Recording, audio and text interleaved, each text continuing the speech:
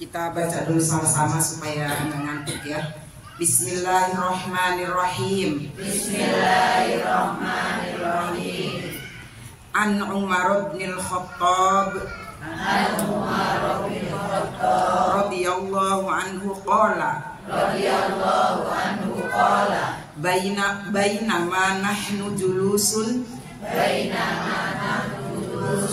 inda Rasulillah sallallahu alaihi wasallam Zata yaumin idh tala'a alaina rajulun syadidun bayadis siyabi syadidu sawadis syari la yura alaihi atharus safari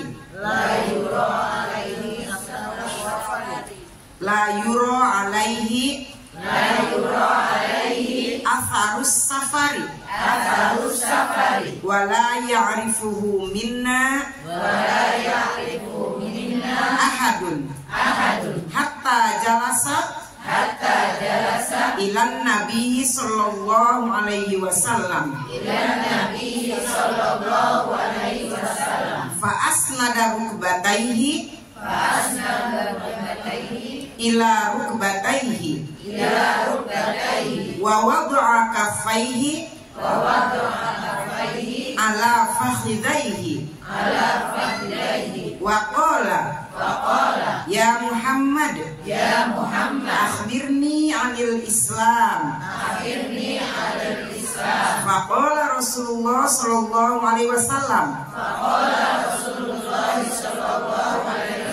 al-islamu an tashhada alla ilaha illallah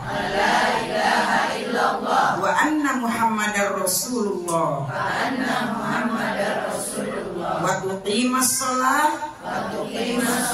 wa tu'tiyaz zakah wa tasuma ramadana wa tahujjal baita inistata'ta ilaihi sabila qala sadaqta fa ajibna lahu yas'aluhu wa yusaddiquhu. Baik, sebetulnya hadis yang kita baca barusan ini sudah dipelajari di hadis Arba'in Nawawi. Itu hadis di awal-awal. Kita sudah hatam tuh Arba'in. Mantap. Hatam. Safinatun Najah hatam, hadis Nawawi hatam, tajwid. Apa tuh dulu? Tajwid, buku tajwid hatam. Banyak banget yang udah hatam. Yang ngajinya udah puluhan tahun masa aja hatam, benar nggak? Udah hatam. Tapi ini yang barusan dibaca walaupun udah hatam, kira-kira masih kebayang nggak? Kan udah dibahas ya, udah dibahas. Tapi nggak apa-apa karena emang di buku ini bagiannya ini, jadi dibaca aja ya Bu ya. Nah, ini udah pertengahan tuh, udah lewat pertengahan. Udah mau hatam lagi ini juga. Segede gini udah mau hatam lagi, masya Allah. Tabarakallah ya Bu ya, sebanyak ini Bu, udah mau hatam lagi nih. Ketemu lagi nih dengan hadis yang ini, nggak apa-apa dibahas lagi, nggak apa-apa ya. Ini tentang lupa mulu. Ini tentang pokok agama Islam atau pilar agama Islam. Iya betul ya, tentang pilar Islam atau pokok agama Islam. Ada berapa pilarnya Bu?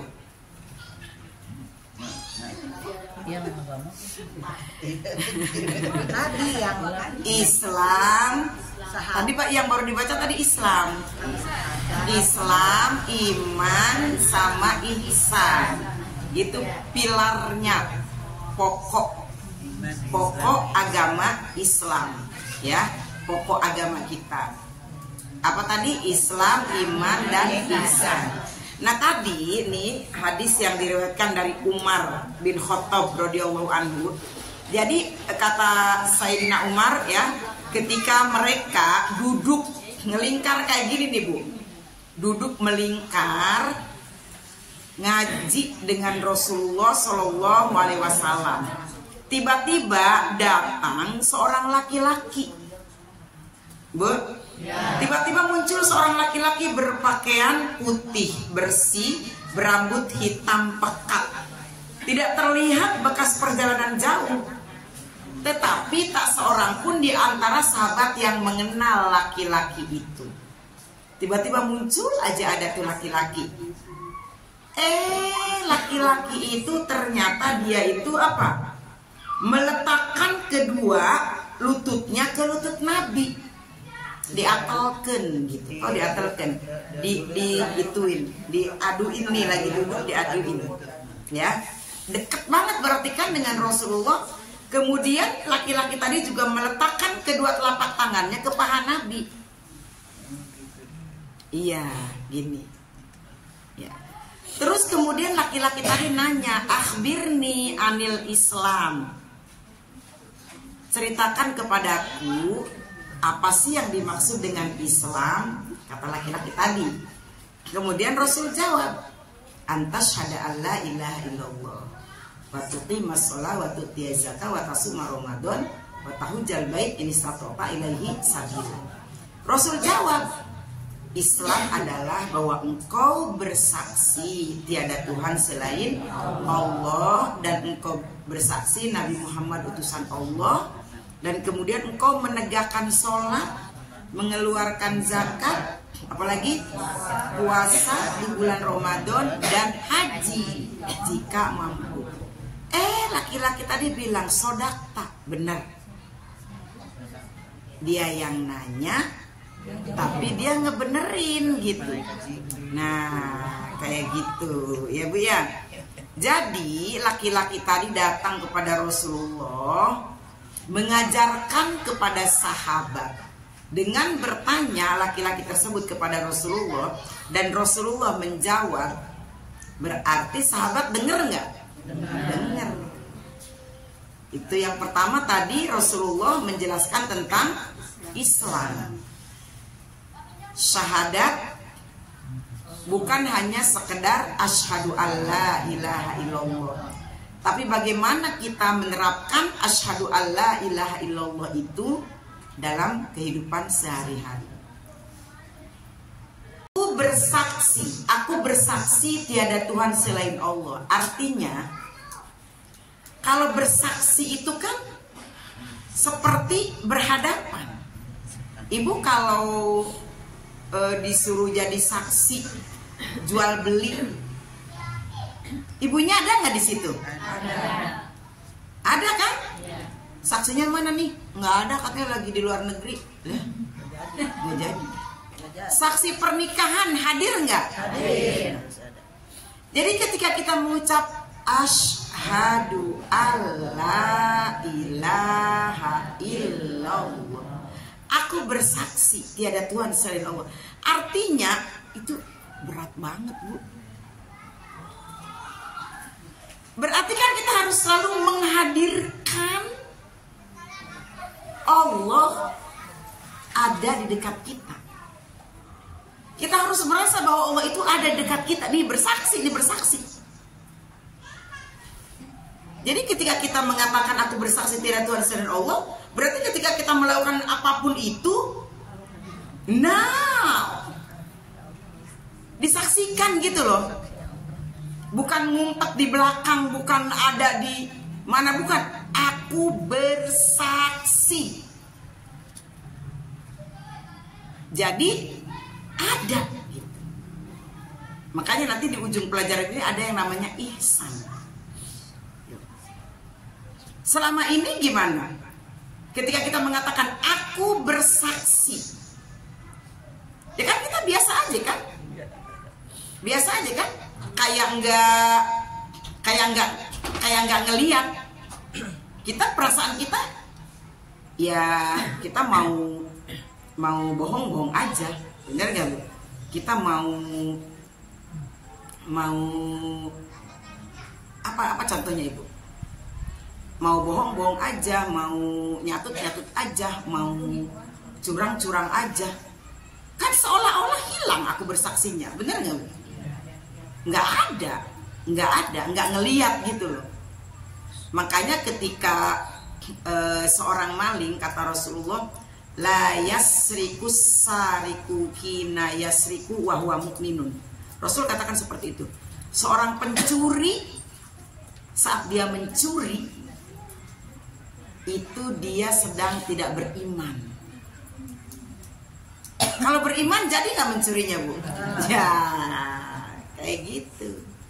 Jadi yang dimaksud dengan asyhadu alla ilaha illallah itu bukan cuma sekedar kalimat yang diucapkan, tapi bagaimana kita mampu menghadirkan Allah ada selalu di hadapan kita. Namanya bersaksi mah deket-deketan dan mukanya nggak berpaling ya Bu ya, nggak punggung-punggungan, ada di hadapan kita. Begitupun ketika kita mengucap wa asyhadu anna Muhammadar Rasulullah, kita bersaksi bahwa Nabi Muhammad utusan Allah. Jadi seolah-olah kita melaksanakan syariat Nabi Muhammad itu, ya seolah-olah emang Nabi Muhammadnya ada di situ gitu. Seperti itu. Tapi emang berat banget, Bu. Kalau saya mah belum mampu.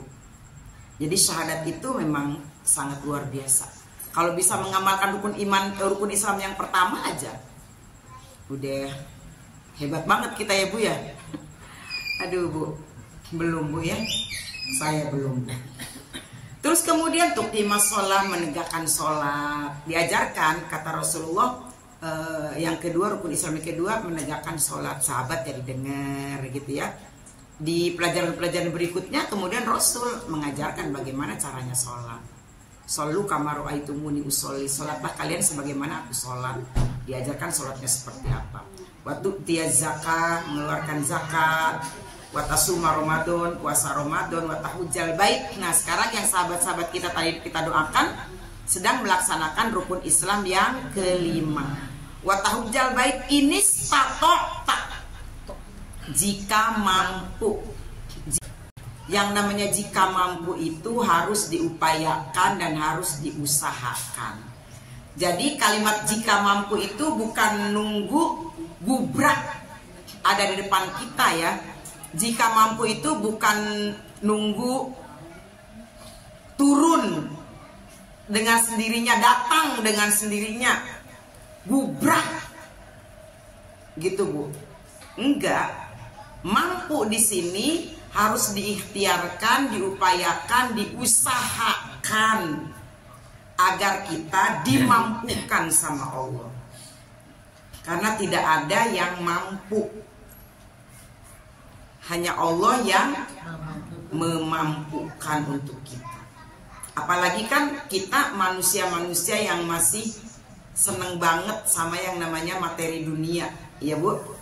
Ketika punya ongkos buat pergi haji atau umroh kan pasti bilangnya belum mampu, belum dipanggil, belum diundang. Kan itu alasannya ya kan? Belum diundang padahal undangannya bagus banget. Tidak ada yang sehebat undangan ayat Allah. Ya Bu ya, kalamullah undangannya. Udah sering kita bahas ini.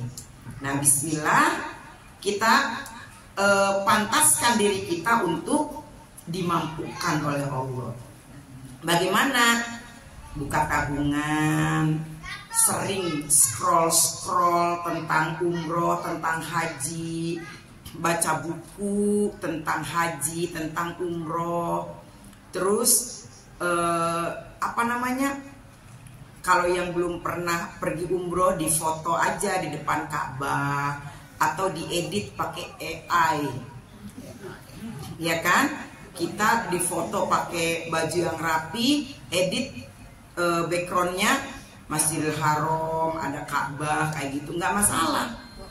Iya, doa itu dipajang di dinding, dibikin 10R, taruh bingkai, taruh di dinding. Itu bagian daripada memantaskan diri. Terus kalau ibu mau bikin misalnya di HP layarnya foto ibu di depan Ka'bah atau di manalah yang di Haramain atau di depan Masjid Nabawi kayak gitu ya. Itu berusaha dulu memantaskan diri kita agar kita dipanggil oleh Allah. Gak usah malu-malu, emang harus begitu. Ya, rajin baca buku tentang manasik haji, manasik umroh. Kan banyak tuh buku-buku yang udah pernah pergi umroh ya, pinjem aja nggak apa-apa. Kalau ditanya, minjem buku dong kemarin yang habis umroh. Lu mau umroh ya? Mau dong. Gitu. Siapa yang nggak mau? Bener nggak? Jangan bilang, lu mau umroh ya? Ih, boro-boro, gue mah cuma baca-baca doang. Jangan, ya. Harus ditimpalin. Lu mau umroh ya? Minjem buku manasik? Iya dong, mau. Doain ya biar secepatnya berangkat. Amin. Kan gitu. Jangan ini malah ngotot-ngotot. Gue mah cuma baca-baca doang. Boro-boro gue umroh kan gitu. Jangan, ya Bu ya. Bu, memantaskan diri ya. Ada di foto atau tadi kalau kita buka medsos, sekali kita buka medsos tentang haji, itu nanti akan keluar terus tentang haji ya. Jadi kayak gitu aja ya. Kan saya juga suka ngajarin sama ibu-ibu. Saya aja masih seperti itu. Jadi kalau di HP nih lewat misalnya Ka'bah, apalagi kalau lewatnya Hajar Aswad, itu saya suka stop, saya zoom, saya cium gitu Bu, saya giniin, saya cium, atau telapak tangan saya giniin. Di Hajar Aswadnya itu, di Hajar Aswad saya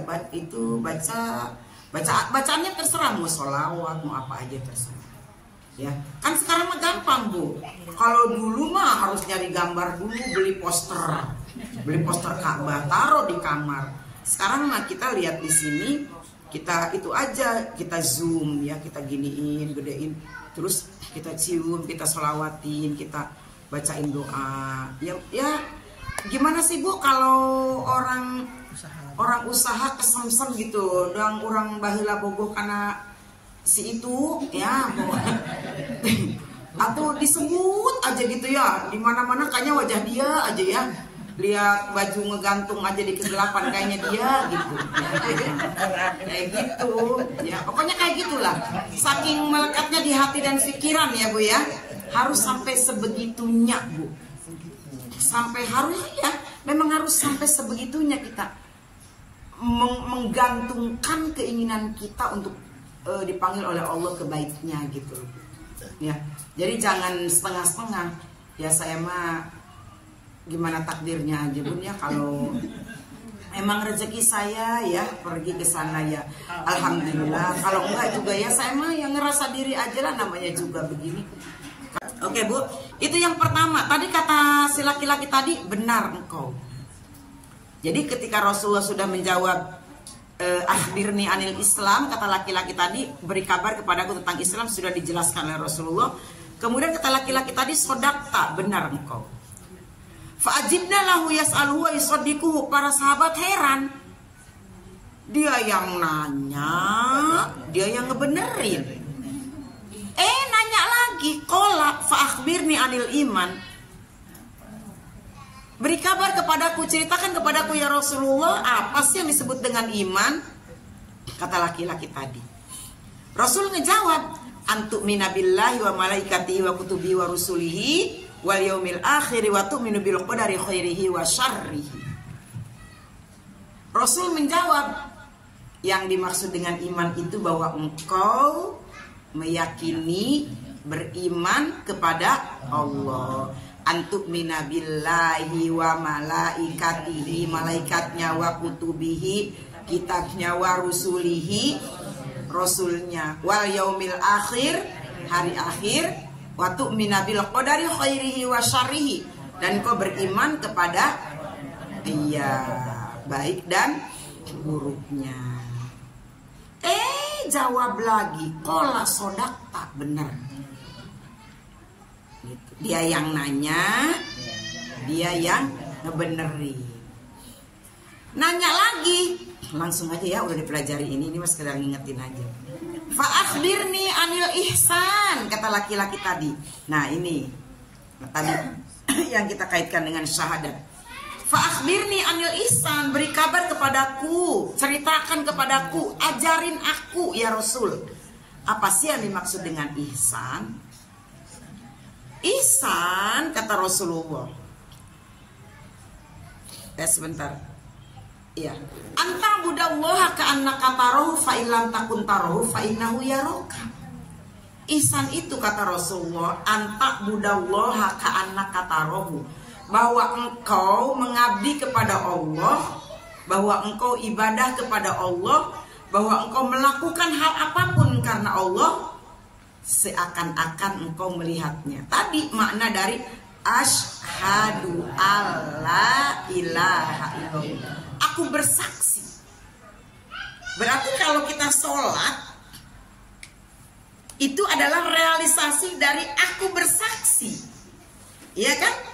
Berarti sholat kita itu berarti ada di hadapan Allah.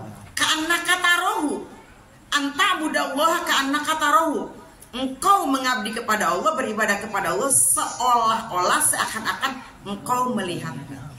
Kenapa dibilang seakan-akan, ka'annaka, seakan-akan? Karena memang kita tidak melihat di depan, ya kan? Tidak melihat secara wujud. Tapi kita membayangkan bahwa Allah ada di hadapan kita, mengawasi kita. Itu asyhadu alla ilaha illallah, bersaksi. Kayak gitu. Nah, itu dijelaskan oleh ihsan. Anta budallaha ka'annaka tarahu fa illam takun tarahu fa innahu yaraka.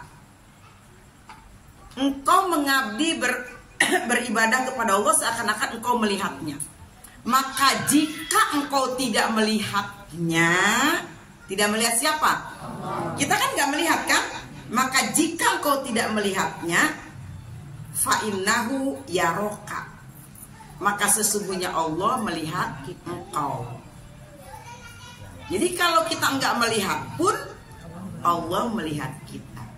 Makanya harus selalu dihadirkan asyhadu alla ilaha illallah. Itu penjelasannya di ihsan. Anta budallaha itu nggak cuma sholat, nggak cuma ngaji, tapi seluruh bentuk pengabdian, seluruh bentuk aktivitas, seluruh bentuk kegiatan amal kita harus selalu disandarkan atas seakan-akan kita melihat Allah. Itu baru ihsan. Jadi kalau kita sekarang cuman memiliki dua, Islam dan iman, tidak pakai ihsan, itu ibaratnya rumah kita itu udah di tembok, udah di pagar, udah di tembok, udah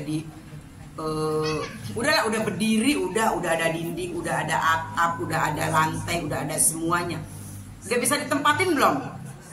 Udah ya.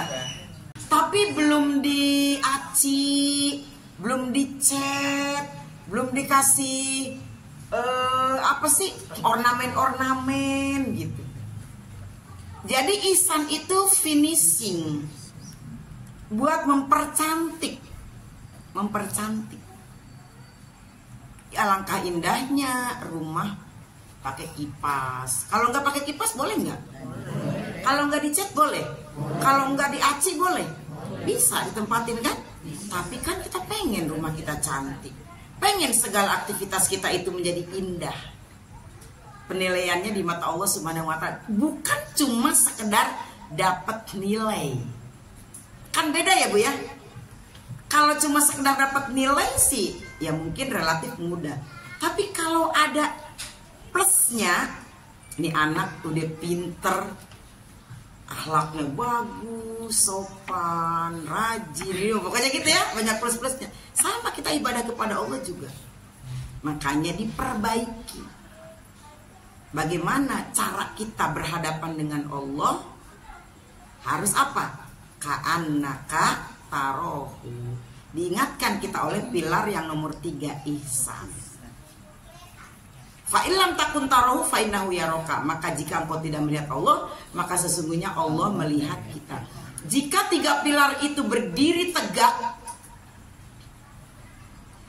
dipastikan kita menjadi seorang muslim yang keren, yang luar biasa, kokoh, bukan cuma sekedar kokoh secara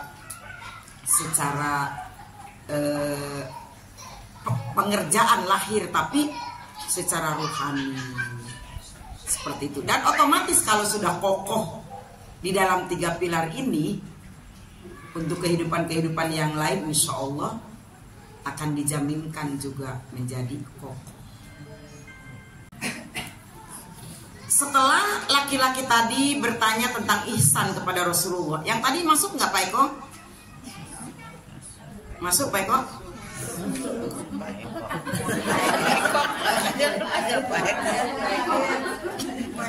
Ya Allah, ibu-ibu nih gaul kan di medsos. Masuk Pak Eko?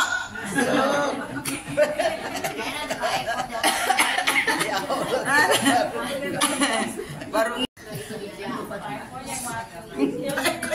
lanjut ya Bu. Setelah laki-laki tadi bertanya kepada Rasulullah Shallallahu Alaihi Wasallam tentang ihsan dan dijawab oleh Rasulullah, kemudian laki-laki tadi mengajukan pertanyaan berikutnya. Lanjut ini mah nggak pakai sodaka. Qala fa akhbirni anis sa'ah. Ini juga cerita yang hadis ini nih, anis sa'ah, tentang tanda-tanda hari kiamat. Kayaknya saya udah 178 kali selama 30 tahun. Kayaknya ya. Mudah-mudahan sih pada lupa lagi. Akhbirni anis sa'ah, ceritakan kepadaku ya Rasulullah tentang hari kiamat. Qala mal mas'ulu anha bi'alama minas sa'il. Kata Rasulullah, yang bertanya lebih tahu daripada yang ditanya. Maksudnya yang bertanya kan tadi laki-laki tadi kan? Kata Rasulullah, engkau lebih tahu daripada aku. Yang bertanya lebih tahu daripada yang ditanya. Itu jawab Rasul. Terus kemudian laki-laki tadi bertanya lagi, bicara lagi. Qala fa akhbirni an amaratiha. Coba ceritakan kepadaku tentang ciri-cirinya aja. Tanda-tanda hari kiamatnya. Qala antaldal amatu rabbataha. Nah, ini juga pasti ibu-ibu ingat. Pasti saya nyontoinnya yang itu-itu aja biar gampang. Itu aja nyontoh yang itu-itu aja, lupa. Antaldal amatu rabbataha. Ciri-ciri yang pertama adalah engkau lihat banyak budak-budak melahirkan tuannya. Masih ingat kan? Iya. Ceritain lagi. Enggak usah lah, masih ingat 178 kali.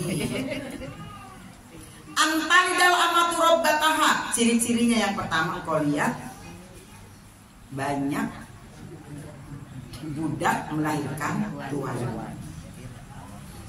Ada beberapa pengertian tentang budak melahirkan tuannya. Takut di sini ada 3 orang makanya yang belum dengar ceritanya. Yang 215 udah denger semua nih. Ada 3 orang, nggak apa-apa, kasihan yang 3 orang. Bu, maknanya budak melahirkan tuan. Nih, budak melahirkan tuannya. Kita nih ibu dan anak. Yang tuan itu siapa Bu? Yang tuan ibunya kan, yang budak anak. Tapi kalau akhir zaman terbalik, ibunya yang jadi budak, anaknya yang jadi tuan. Bener gak? Akhir zaman begitu ya, akhir zaman begitu, anak yang jadi tuannya, orang tua ibu yang jadi budaknya. Antalidal amatu robbataha. Si amat budak nih, amat melahirkan tuannya. Karena kan pada akhir zaman mas, orang anak itu nyaris apa-apa tuh dibelain sama orang tuanya. Bener nggak?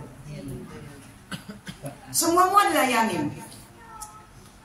Mungkin kehidupan zaman sekarang saja yang mungkin mudah-mudahan masih jauh dari hari kiamat ya Bu ya. Kehidupan zaman sekarang aja, kita sebagai orang tua itu terkadang memang bukan budak tapi mau dibudakin. Lah kita nih yang pengen mau dibudakin sama anak, benar nggak Bu? Iya. Tapi nanti sampai mau akhir zaman lebih dekat lebih parah. Coba sekarang kita apa-apa buat anak, bener nggak Bu? Mau nyuap aja nggak jadi, inget anak. Mau beli apa nggak jadi buat anak. Dia yang jadi tuan kita. Dulu waktu mereka kecil, kita yang jadi budak juga, bener nggak Bu? Kita jadi budak, kita ngelayanin anak kita. Setelah dewasa, kita dibudakin juga. Tuh, itu ciri-ciri hari kiamat. Itu pemaknaan yang pertama. Ngerasa nggak Bu? Zaman seperti itu. Nanti lebih mepet ke hari kiamat lagi, lebih parah lagi. Seperti itu. Ya. Jadi antalidal amatu robbataha. Budak melahirkan tuannya. Yang harusnya jadi tuan malah jadi budak, yang seharusnya jadi budak malah jadi tuan. Ya. Anak berangkat,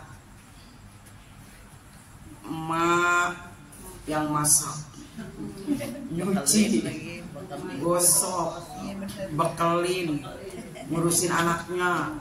Anak pulang kerja, makanan sudah siap, baju bersih, mau berangkat lagi siap.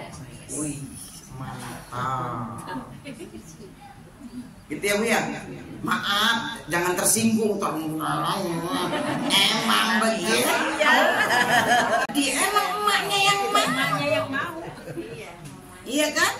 Kata emaknya, dah daripada ngambil ART, mama aja. Sekarang serem. ART-nya main HP mulu. Matanya ke HP sambil nyuapin, cowok. Matanya ngeliatin HP aja. Kan gitu ya. Kita takut, udahlah mama aja lah. Obat bobo. Iya betul, biar anteng ya. Dikasih obat tidur. Iya. Jadi emaknya yang ketakutan duluan ya kan? Takutan duluan. Iya, trauma gitu ngelihat medsos gitu. Yaudah mama aja lah. Itu ada alasan yang takut karena zaman sekarang ya banyak ceritanya. Ada juga yang heman, sayang, udahlah daripada bayar ART 2,5 juta, udahlah mama aja yang ngomong, kan lumayan 2,5 juta buat yang lain-lain kan gitu ya. Mamanya tuh maksudnya ngomong begitu tanda kutip. Oh iya ya, makan 2,5 juta bisa buat yang lain. Iya. Sebulan mamanya ngomong nggak ada kabar, 2 bulan nggak ada bisik-bisik, 3 bulan, 4 bulan, sampai mau ulang tahun tuh anak kagak ada hawar-hawar. Sugan nggak 2,5 juta, 1 juta. Ini mah polos banget mamanya ngomong, lumayan 2,5 juta ya bisa buat yang lain. Bener anaknya beli kursi, mamanya kagak diingetin. Bener anaknya ntar beli ganti HP, beli kulkas baru ini. Emaknya kata emak, kulkas baru nih. Iya mah alhamdulillah. Kata emaknya, alhamdulillah. Bener gak Bu? Alhamdulillah. Iya. Asal di kamar diganti tuh kata emaknya. Iya mah alhamdulillah. Mamanya tuh bulan ke-7 mamanya. Aduh. Masya Allah. Bu. Ya iya, pahami dong perkataan mama, lumayan tuh 2,5 juta gitu kan ya. Ya minimal setengah lah bagi 2. Kalau ART 2,5 juta ya mama 1 juta aja lah. Udah seneng banget. Pasti mamanya bilang, nggak usah orang cucu sendiri. Tapi ya ini nggak usah.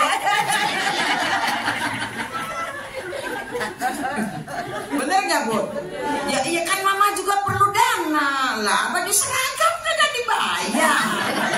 Buat maulid aja udah dipesan sekarang kan gitu, bener nggak Bu? Iya.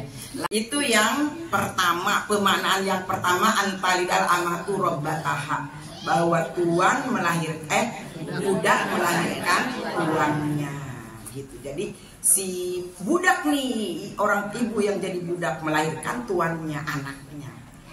Tapi yang saya tahu, yang saya baca, ada pemaknaan berikutnya. Maaf nih ya. Jadi ini ada si tuan, maaf nih, saya tidak ini mas yang saya baca ya Bu ya, sepengetahuan saya yang saya pelajari. Si tuan nyunyu. Si tuan dengan budaknya, dengan maksudnya dengan mungkin ininya ya, asistennya atau apalah gitu di rumah, pembantu lah gitu. Nah, lahirlah anaknya. Jadi gimana tuh? Tuan melahirkan, budak melahirkan tuan.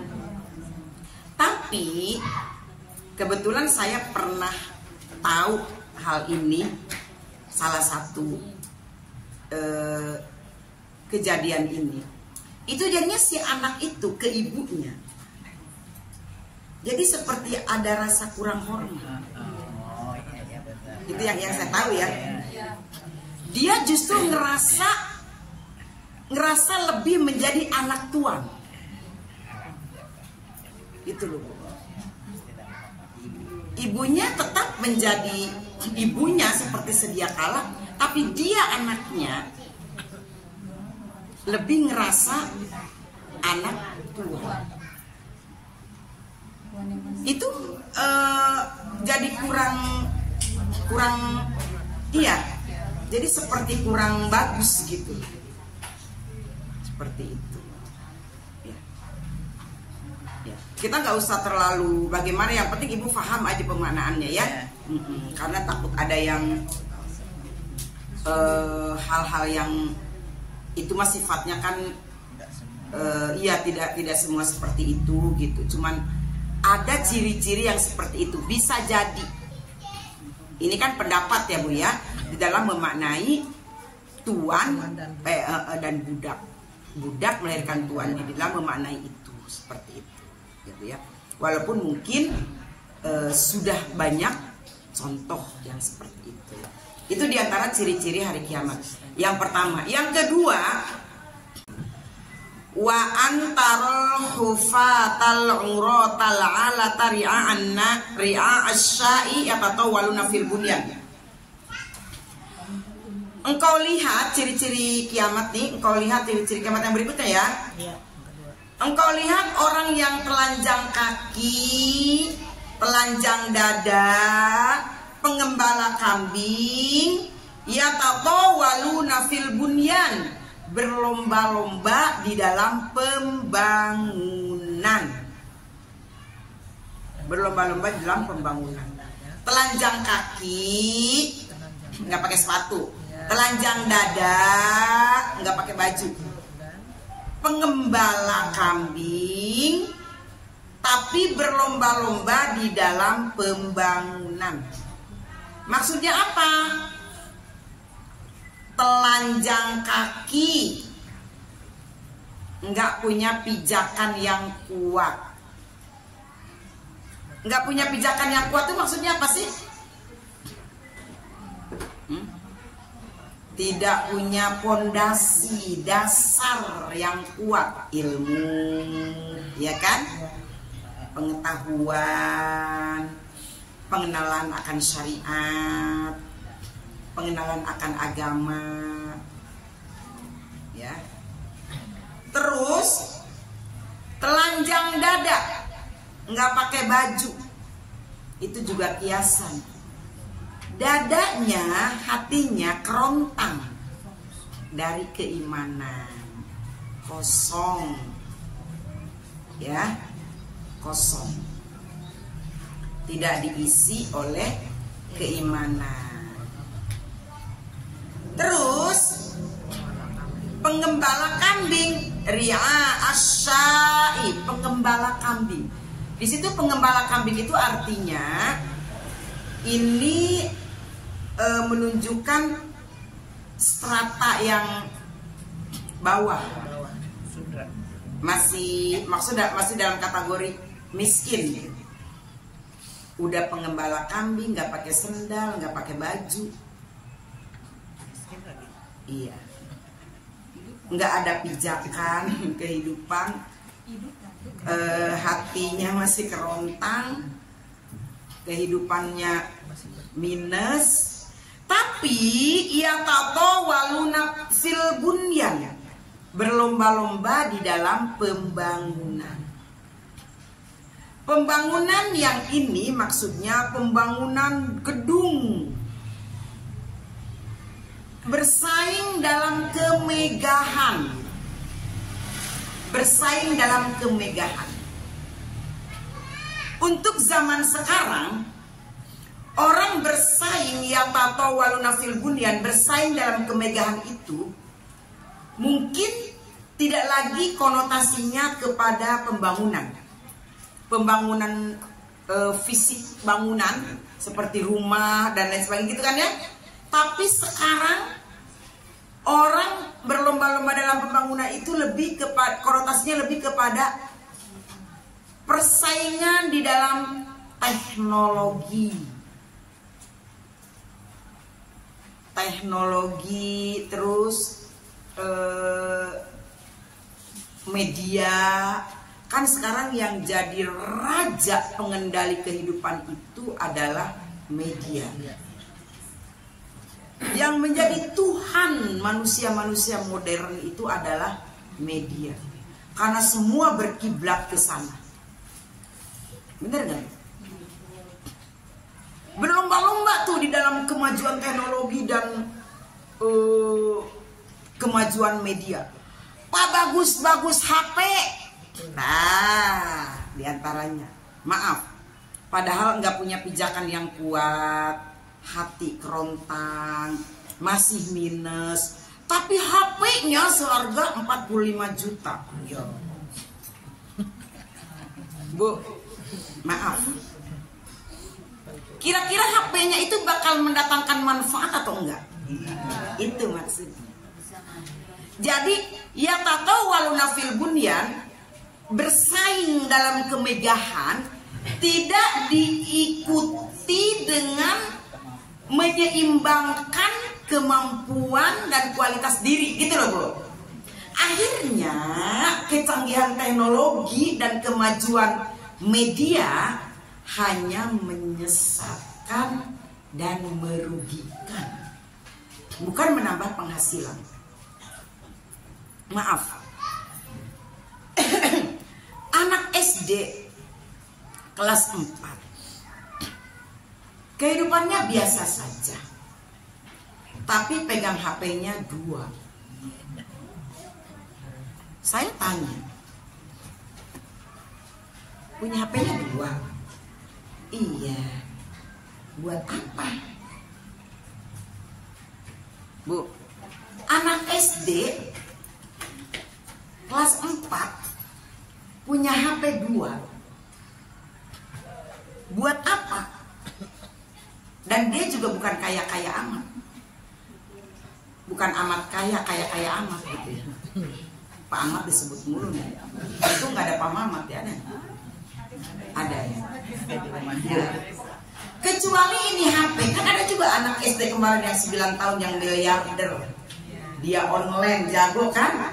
Itu mah beda lagi. Mau HP-nya harga 100 juta juga balik modal.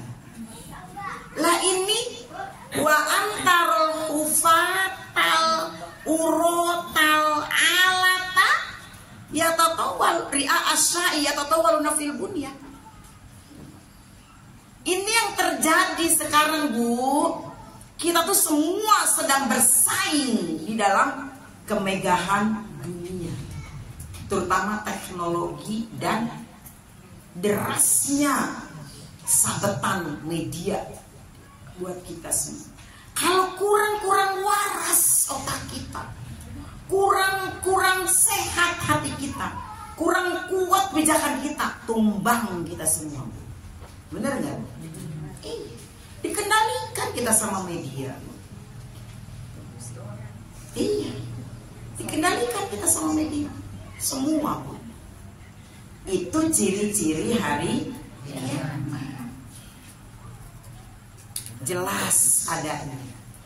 Ini baru zaman kita loh, Bu. Nanti 20 tahun ke depan, 30 tahun ke depan, di satu sisi kita dituntut untuk maju secara teknologi. Di satu sisi kita nggak punya kemampuan apa-apa karena tadi, iya kan? Akhirnya timpang, Bu, timpang. Keluar kita dari Medang Lestari, masuk ke perumahan. Apa yang kita lihat? Semua toko, iya kan, Bu? Semua menawarkan keindahan, semua menawarkan kecanggihan, semua menawarkan kemajuan yang pesat. Sementara kita belum bisa menyeimbangkan, cuman pengen aja ngeliat, apalagi ditambah dengan ini. Akhirnya, nah, dari ketidakseimbangan itu muncullah hal-hal yang negatif. Nah itu, ya Bu ya, seperti itu. Nyata ini akhir zaman, mendekati akhir zaman. Makanya sekarang kita, walaupun kita punya HP, tapi kita bijak, ya Bu ya, jangan sampai kita dikalahkan oleh ini. Kemajuan teknologi, pesatnya media, itu satu hikmah, satu rahmat sebetulnya, Bu. Kalau kita bisa menyikapinya dengan baik, dengan positif. Gunakan untuk hal yang positif. Iya, Bu? Ibu? Iya. Ya mudah-mudahan sih kiamat masih lama, ya Bu ya. Sehingga ya kita mah janganlah menemukan hari kiamat. Karena emang kalau hari kiamat tiba itu huru haranya luar biasa. Ibu baca surat Al-Qari'ah aja udah serem, ya Bu ya. Itu 3 hal yang ditanyakan oleh laki-laki tadi kepada Rasulullah. Laki-laki yang berpakaian putih, rambutnya lebat hitam, tidak seperti orang yang habis melakukan perjalanan jauh, artinya fresh. Kalau orang habis perjalanan jauh kan kusut, loyo, kumal kayak gitu kan, fresh. Yang tadi datang kepada Rasulullah. Kemudian setelah Rasulullah SAW menjelaskan tentang ciri-ciri hari kiamat, Rasul jelaskan, summan tolako falabistu maliya. Kemudian laki-laki tadi pergi, maka kami diam, kata sahabat, diam. Summakola, kemudian Rasul bertanya, ya Umar, atadri manis sa'il? Hei Umar, kamu tahu tadi siapa yang bertanya? Iya. Kultu, kata Sayyidina Umar, Allahu wa rasuluhu a'lam. Aku berkata, kata Sayyidina Umar, Allah dan Rasulnya lah yang tahu. Qala, Rasul menjawab, fa innahu Jibrilu atakum yu'allimukum dinakum. Sesungguhnya yang tadi datang itu adalah malaikat Jibril, datang kepada kalian, mengajarkan kalian tentang sebagian dari agama kalian. Gitu. Jadi dengan Jibril tadi bertanya kepada Rasulullah, semua sahabat dengar. Jadi itu cara menyampaikan ilmu juga, ya Bu ya. Jadi yang kita baca ini sesungguhnya juga bukan untuk sahabat saja, tapi untuk kita yang saat ini ada di sini. Karena kita sudah bersaksi wa asyhadu anna Muhammadar Rasulullah. Kita sudah bersaksi bahwa Nabi Muhammad utusan Allah. Kalau kita sudah mengikrarkan diri bersaksi Nabi Muhammad utusan Allah, sebatas kemampuan kita, kita juga harus mengenal apa yang dibawa oleh Rasulullah Sallallahu Alaihi Wasallam. Itu ya Bu. Ya mudah-mudahan walaupun ini pernah dipelajari, tapi semoga bisa kembali memberikan pencerahan kepada kita agar kita tetap ingat terus gitu ya Bu ya.